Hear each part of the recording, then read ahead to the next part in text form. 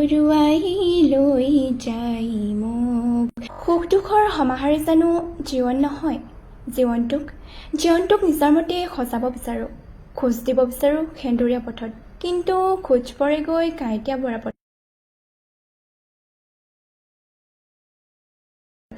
নমস্কাৰ বিজয়লক্ষ্মী। হয়, নমস্কাৰ।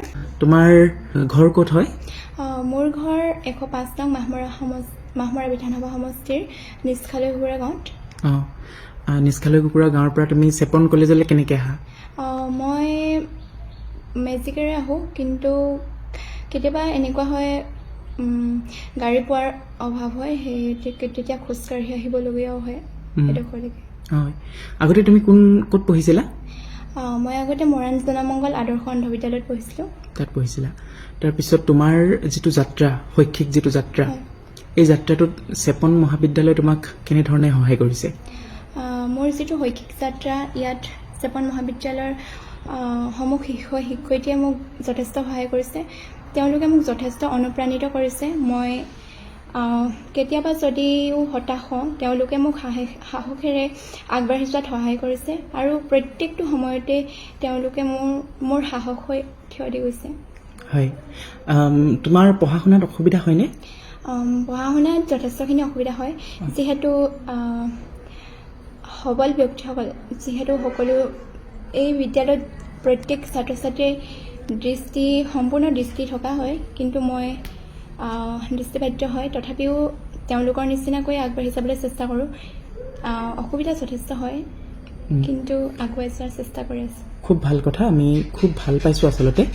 আৰু দ্বিতীয় কথাটো হ'ল, তুমি কিতাপ পঢ়িবলৈ হ'লে কি ব্যৱস্থা লোৱা?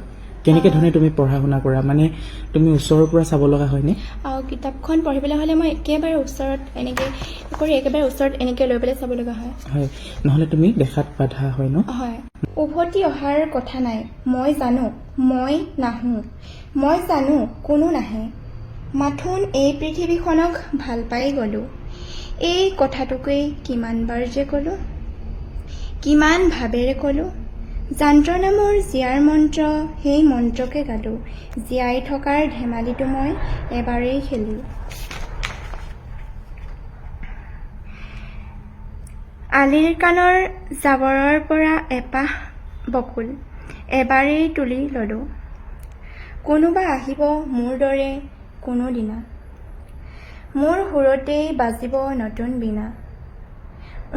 সেয়া হ'ব নতুন মানুহ, সেই দিনো হ'ব নতুন দিন, মোৰ তাত একো নাথাকে চিন। বকুল তলত ফুল পৰি ৰ'ব, মইতো নহয় কোনোবাই বুটলিব। মই নাহোঁ, মই নোৱাৰোঁ আহিব, নাহোঁ। হেৰাই যোৱাৰ ৰঙতেই চোন অকলে অকলে হাঁহোঁ। মই নাহোঁ, মই নাহোঁ, পৃথিৱী তোমাক ভাল পাই গ'লোঁ, তথাপিও মই নাহোঁ। আৰু লিখা মেলাৰ ক্ষেত্ৰত কেনেকৈ লিখা? লিখা মেলাৰ ক্ষেত্ৰত মই ব্ৰেইল পদ্ধতি ব্যৱহাৰ কৰোঁ। এইটো ব্ৰেইলৰ ষ্টেৰেলেছ বুলি কোৱা হয়, আৰু এখন স্লেট, এইখনেদি মই ব্যৱহাৰ কৰোঁ। তুমি লিখা?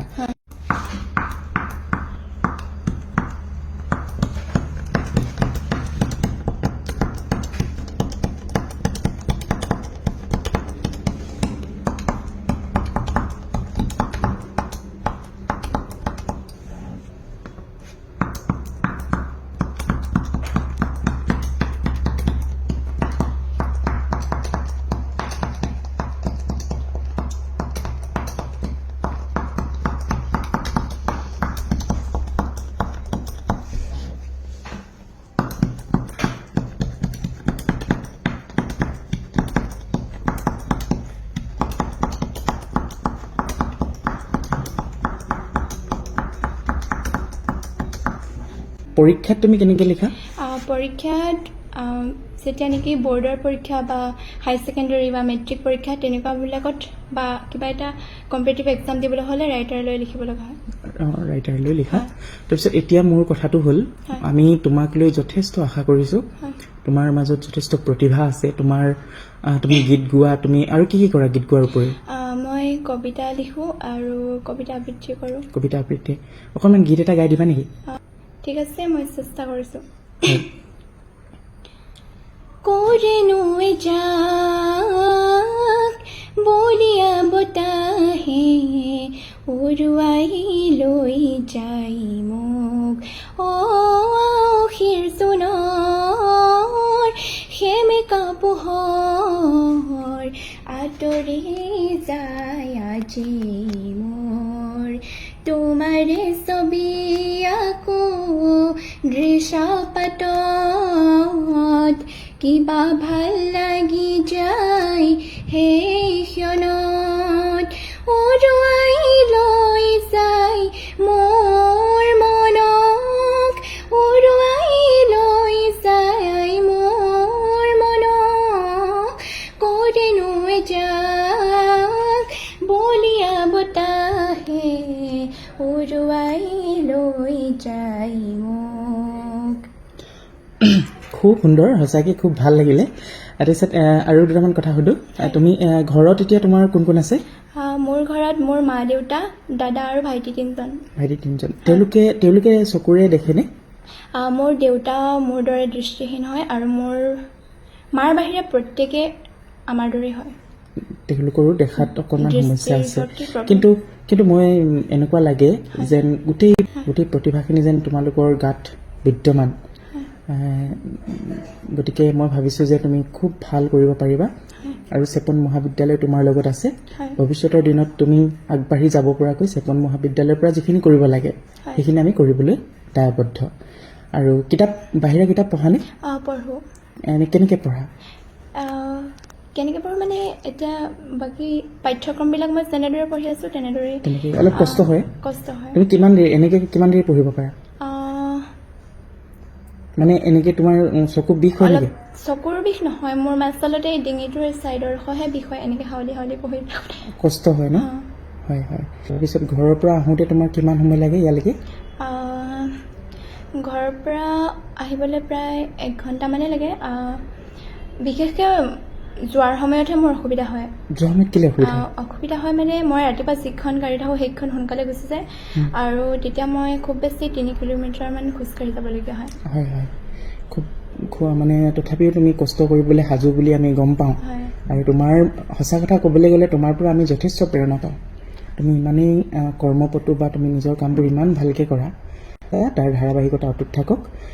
গানৰ উপৰিও তুমি কবিতা লিখোঁ বুলি ক'লা, তুমি কবিতা আমাৰ নিজৰ স্বৰচিত কবিতা এটা আবৃত্তি কৰিব পাৰিবা নেকি? মই চেষ্টা কৰিছোঁ। কোৱাচোন।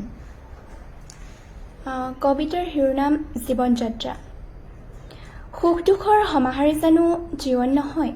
জীৱনটোক নিজৰ মতে সজাব বিচাৰোঁ, খোজ দিব বিচাৰোঁ সেন্দুৰীয়া পথত, কিন্তু খোজ পৰেগৈ কাঁইটীয়া বৰা পথত। বহু প্ৰত্যাহ্বানৰ সন্মুখীন হৈছোঁ, তথাপি আগুৱাই যাব খোজোঁ। খোজত খোজ মিলাই হাতত হাত থৈ জীৱন পথৰ যাত্ৰী হৈ সংগ্ৰাম কৰিছোঁ জীৱনটোক আগুৱাই নিবলৈ। লক্ষ্য মোৰ আগুৱাই যোৱাৰ সন্ধানী মই জীৱন বাটৰ। বাহ, খুব সুন্দৰ। এতিয়া কথা হ'ল যে তুমি তোমাৰ ঘৰৰ ভাইটি আছে বুলি ক'লা, সিহঁতক তুমি প্ৰেৰণা যোগোৱানে? নিশ্চয়, মই তেওঁলোককো মোৰ দৰে আগবাঢ়ি যাবলৈ প্ৰেৰণা যোগোৱা। খুব ভাল কথা। আৰু মই বিশ্বাস কৰোঁ যে তোমালোকে খুব সুন্দৰকৈ এই ক্ষেত্ৰত আগবাঢ়িব পাৰিবা। আৰু এটা কথা সুধোঁ, তুমি যিহেতু এইবাৰ হাই ছেকেণ্ডেৰী দিবা, হাই ছেকেণ্ডেৰী উচ্চতৰ মাধ্যমিক 2য় বৰ্ষৰ চূড়ান্ত যিটো পৰীক্ষা দিবা, তাৰ কাৰণে তুমি কেনেকৈ সাজু হৈছা? যিহেতু মোৰ অলপ পঢ়াত অসুবিধা হয়, তথাপিও মানে যিমানখিনি সময় পাৰোঁ পঢ়ি যাওঁ। অলপ দেৰি পঢ়োঁ আৰু অলপ দেৰি ৰখি পেলাই তেনেকৈ পঢ়িবলগীয়া হয়। পঢ়া, খুব ভাল কথা। আৰু দ্বিতীয় কথাটো হ'ল তুমি তোমাৰ যিটো ফলাফল এটাতো নিজৰ এটা আশা থাকে বা কিবা এটাতো এক্সপেক্টেশ্যন এটা থাকে, ইমানটো পাম, ইমানখিনি মই ল'মগৈ, এনেকুৱা কিবা আশা আছেনে? মোৰ আশা আছে, যথেষ্ট আছে নহয় জানো? হয়। তথাপি এনেই আমাৰ আগত ক'ব পাৰিবা নেকি? মই ভাবোঁ এতিয়া ক'ব খোজা নাই আৰু নহয় জানো? খুব ভাল কথা, বুজি পাইছোঁ কথাটো। খুব ভাল হওক, তোমাৰ আমাৰ ফালৰ পৰা শুভেচ্ছা দিলোঁ। আৰু তুমি নিজৰ কামখিনি খুব ভালকৈ কৰা। বহুত শুভেচ্ছা আৰু মৰম জনালোঁ দেই। ধন্যবাদ ছাৰ। ঠিক আছে, ধন্যবাদ।